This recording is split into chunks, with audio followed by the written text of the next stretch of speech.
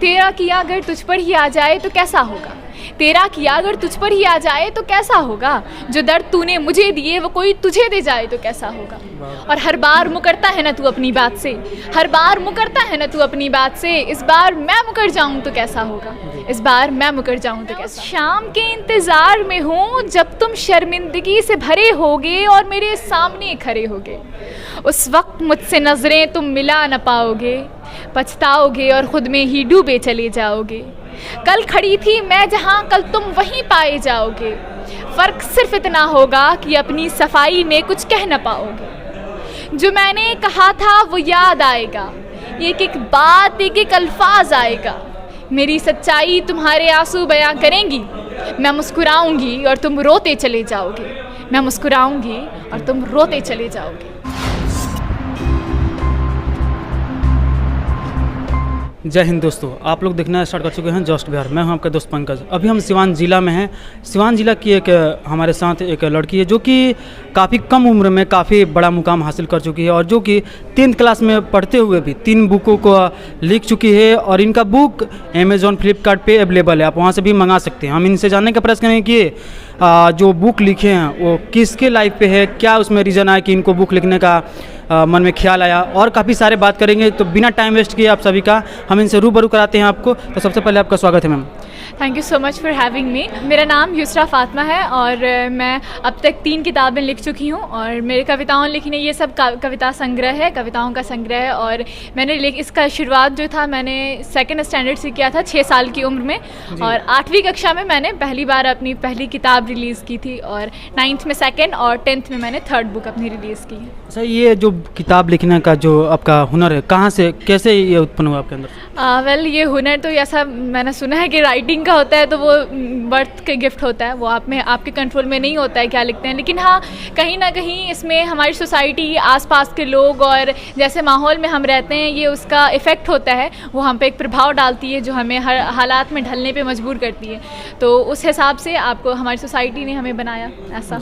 अच्छा, अभी आप किस तरह के कविता लिखते हैं, कहानी, शायरी, क्या लिखते हैं? जी, असल में क्या है कि मेरी सारी कविताएं होती हैं, शायरी भी होती है, लेकिन ये कभी एक स्पेसिफिक टाइप पे मैंने नहीं लिखी है, क्योंकि मेरा बस ये मेन ही मोटिव यही होता है कि वो लिखो जो तुम्हें खटक रहा है। जो बात मुझे खटकती है, नो मैटर वो किस टॉपिक पर होगी, वो आप सोशल इश्यूज़ पर है, वो ब्रोकन हार्ट है, वो मोटिवेशनल है, वो कैसी भी बात है ना, वो बस अगर जो चीज़ मुझे खटक रही है, जो मुझे परेशान कर रही है, मैं उस पर लिखती हूँ। जी। अच्छा, अभी आप बोले कि ब्रोकन हार्ट, अभी फ़िलहाल काफ़ी लोगों की परेशानियाँ, किसी का कुछ हो जा रहा है तो काफ़ी सारी परेशानियाँ वाले लोगों का ब्रोकन हार्ट हो रहा है। हम चाहेंगे उस पर कि एक शायरी या कविता जो भी आप लिखें सुनाने का प्रयास करें। ज़रूर। अभी मैंने एक शायरी, एक छोटी सी शायरी है, मुझे ये बहुत पसंद है, तो मैं वो शेयर करना चाहूँगी कि तेरा, ऐसे जो लोग होते हैं ना कि धोखा दे देते हैं, तो उनके लिए क्या होता है कि आप अगर किसी को धोखा दे रहे हो तो वो आप पर आएगा, डायरेक्टली और इनडायरेक्टली आप भी फेस कर सकते हो। तो मैंने उस पर लिखा था कि तेरा किया अगर तुझ पर ही आ जाए तो कैसा होगा, तेरा किया अगर तुझ पर ही आ जाए तो कैसा होगा, जो दर्द तूने मुझे दिए वो कोई तुझे दे जाए तो कैसा होगा।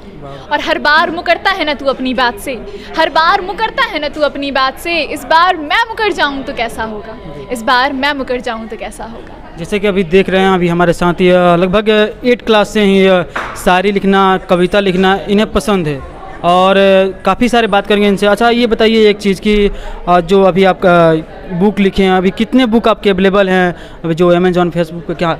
जी देखिए, आप मेरी बुक्स आप ऑर्डर कर सकते हैं, अमेज़ॉन अवेलेबल है, अमेज़ॉन पे, फ्लिपकार्ट पे, ईबे पे, आप गूगल पे भी जा करके अगर आप मेरे नाम से सर्च करते हैं तो वहाँ पे आपको मेरी डिटेल्स, यानी कि मेरा बायोग्राफी और मेरी बुक्स की अवेलेबिलिटी इंटरनेशनली भी अवेलेबल है।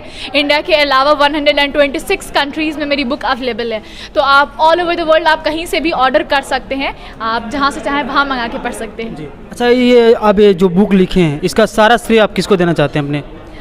देखिए, किसी भी किताब के लिखने में किसी एक इंसान का हाथ नहीं होता है। Writing book is not as easy as it seems. इसमें बहुत सारे लोग छोटा छोटा अपना किरदार निभाते हैं और फिर वो सब मिल करके एक रिज़ल्ट तैयार करता है। तो मेरी फैमिली, मेरे पेरेंट्स, मेरी मम्मा, मेरी बहन मुझे बहुत ज़्यादा मोटिवेट करते हैं वो लोग, फिर हमारे टीचर्स, बहुत सारे ऐसे लोग थे मुझे बचपन से मिले जो राइटिंग की तरफ बचपन से मेरा रुझान लेकर के गए।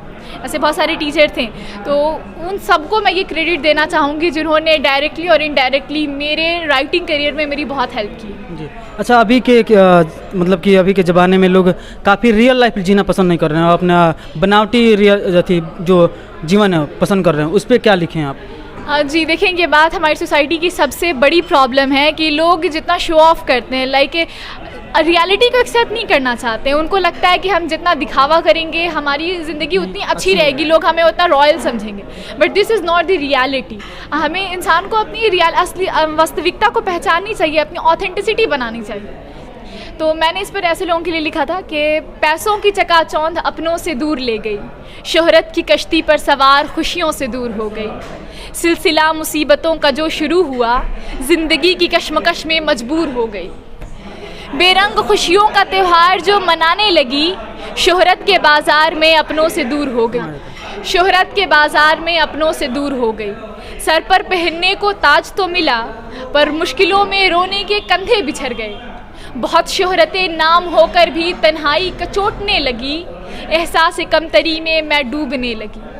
पैसों की चकाचौंध अपनों से दूर ले गई, शोहरत की कश्ती पर सवार खुशियों से दूर हो गई। मैं उस शाम के इंतज़ार में हूँ जब तुम शर्मिंदगी से भरे होगे और मेरे सामने खड़े होगे। उस वक्त मुझसे नज़रें तुम मिला न पाओगे, पछताओगे और ख़ुद में ही डूबे चले जाओगे। कल खड़ी थी मैं जहाँ, कल तुम वहीं पाए जाओगे।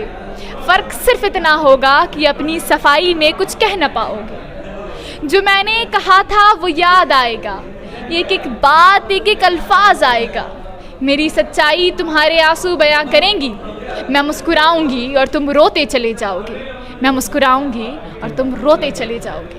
अभी आप हमारे साथ देख रहे थे लगभग 3 बुकें इन्होंने लिख चुकी है, जो कि आप फेसबुक, जो कि फ्लिपकार्ट, अमेजोन पे इनका अवेलेबल है।